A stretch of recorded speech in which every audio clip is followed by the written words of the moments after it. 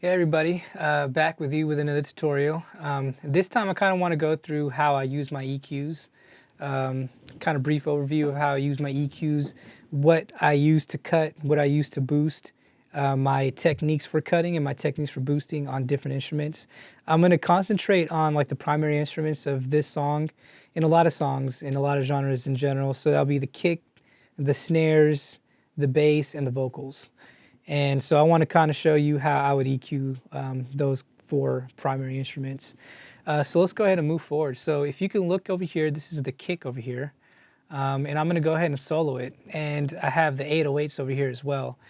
My primary thing for the kick and 808 relationship is I want to separate them. So I want one to dominate the low frequencies and I want the other to dominate some of the upper mids. And the upper mids is kind of where the regular kick kind of comes to play. The transients, I want it to pop through and cut through the mix. Whereas the 808s, I want to dominate that low end. I want the 808s to be able to shake the room and shake the car and all that kind of stuff. So I want to talk about how I separated the two. So here is my kick. And I'm just going to go ahead and play this without any of the inserts that I have over here. So I'm going to bypass the inserts and I'm going to go ahead and play it for you. And I'm going to show you the before and after. So here we go. Oops, let me just unsolo the 808. All right, cool.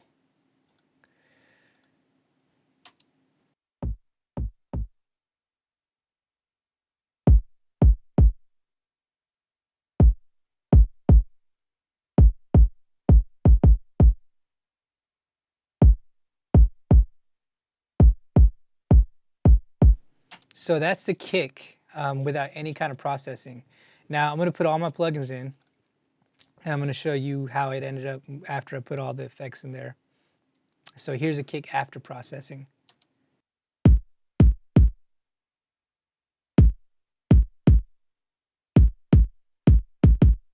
So you can see like the kick kind of dominates more of the upper mids, maybe like around the 4,000 hertz, 5,000 hertz. And I took away a little bit of the low end. And the reason why I chose to do that is because I didn't want the low end part of the kick to fight with the low end part of the 808s. So the first thing that I like to do in most of my tracks is I like to use a subtractive EQ of some sort, meaning I like to take out frequencies that I don't like. And in this specific kick, I'm using the Fab Filter Pro Q, and I'm taking out a few different frequencies here. So the first one is a high pass filter up to about 23 hertz. It's not doing much. Theoretically, it's just cleaning a little bit of low end frequencies that I don't need. But more importantly, I'm taking down 38 hertz at about 15 dBs. And the reason being is because I want the 808s to dominate the 38 hertz area. The 38 hertz, 40 hertz area is a part that kind of vibrates the room and vibrates the car or whatever the case is. It makes the room rumble, right? So I want the 808s to do that, and I don't want the kick to do that. So I churned down the 40 hertz area on the kick just to make more room for the 808s to kind of just drive the low end frequencies. Furthermore, I churned down this 746, and a lot of kicks that you're going to come across in terms of samples or even, you know, miking up a kick. There's a place called Cardboard, which I learned about a while back. And it just sounds like the area of the frequencies where you're tapping on a cardboard box. So I want to demonstrate that for you. Let me just widen it up. I'm just going to sweep anywhere between 300 to 900 to kind of find the cardboard box area. And then when I churn down the cardboard, the kick starts to become more defined in terms of low end and high end. So you can kind of take a look here. So let's go ahead and do it. When I click this button over here, this means you're only listening to the specific frequency band that is selected on the Pro Q2. So let's go ahead and check it out.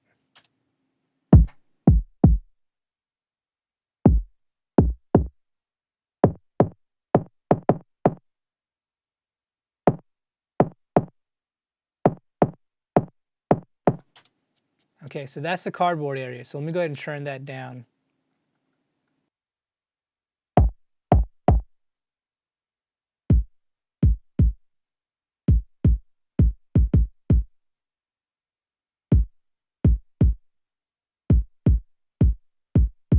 Cool, I think I like it.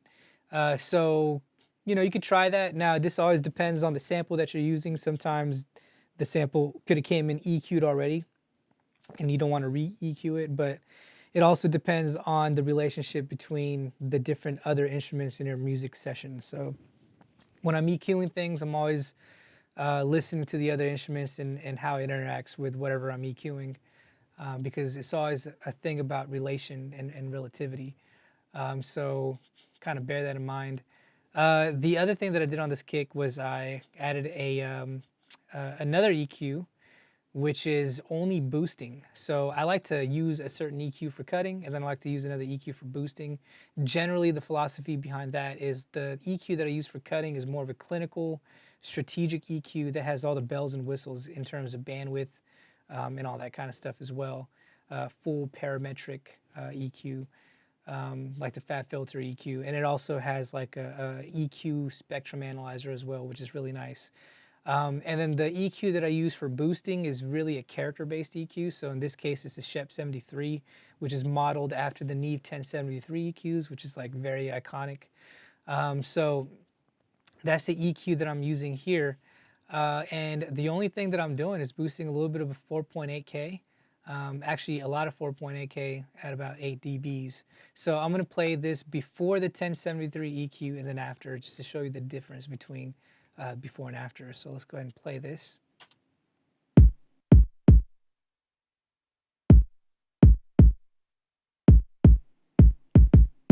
Okay, so that's before the 1073 EQ. Let's go ahead and turn it on, and then you can listen to it after.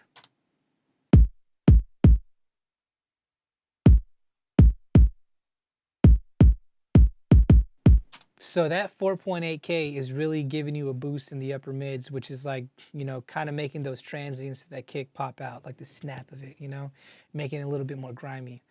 So that's kind of what I like. And that's how, I chose to EQ this kick in this specific session. Now let's go move forward into the 808s. So on the 808s, let me show you how it sounded before any processing. And I am just going to play you the 808s here.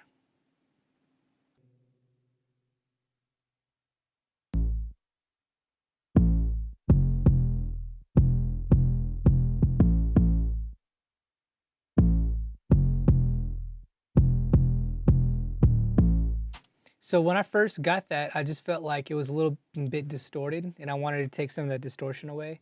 And I really wanted to drive that low end on the 808 because I knew that that's the main thing that makes the room rumble or the car shake and all that kind of stuff. So I used, again, a fat filter EQ to take away a lot of the high frequencies on this one. So I'm using a very aggressive low pass filter, and I'm cutting everything above 450 hertz. So you can see how that sounds. So I'm going to play it with you with the EQ on, with it off first, and then I'll put it on later. So here's how it sounded normally.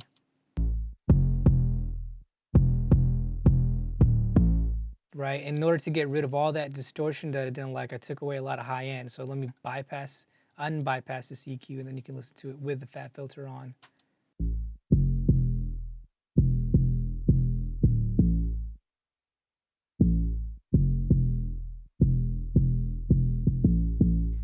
So you can see, like, I'm making the 808s not dominate the upper mid-range frequencies because I know that the kick is a part that's supposed to take up that space. So I took away a lot of high end, and by doing so, I took away some of that distortion on the 808 as well. What I did want the 808s to dominate is a low frequency. So you can see here that I'm not cutting anything low, not even using a high pass filter. The only thing that I'm cutting is the 76 hertz.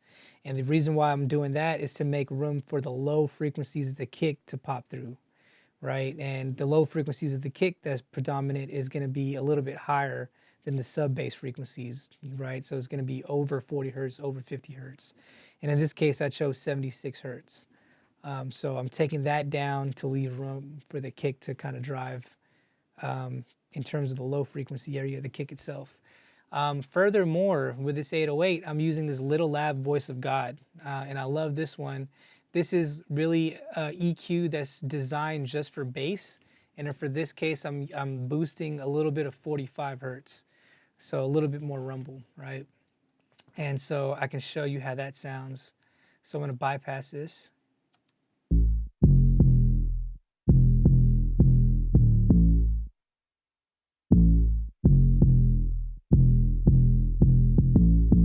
Okay, and then I'm gonna go ahead and put it on.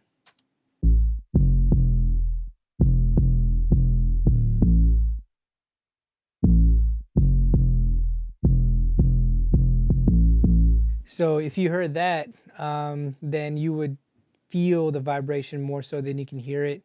Now it depends on your playback system. You won't be able to hear that voice of God EQ that I just put on if you're listening to, like, your laptop speakers or even your headphones. So this is something that I can feel more than hear, and I can definitely hear it in my studio over here. So the little lab voice of God, I love it on 808s, and I use it practically on every 808 that I get. So it does wonders for sure. So there's a kick in the bass relationship right there. And if I play the two back to back, you can now see that they're separated.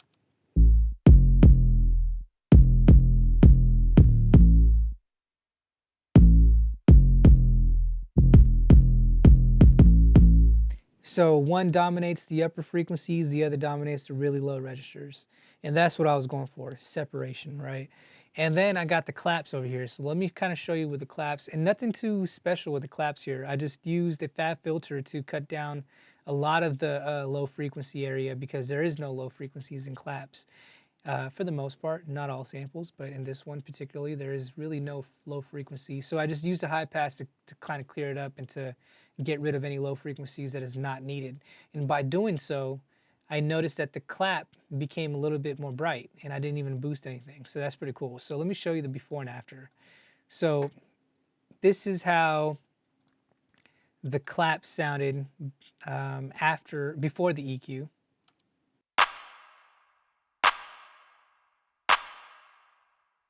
And here's how it sounded after the EQ.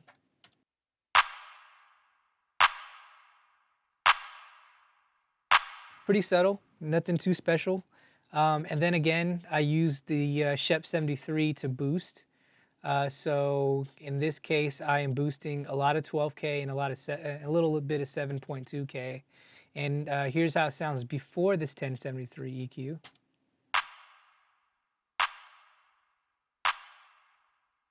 Here's how it sounds after.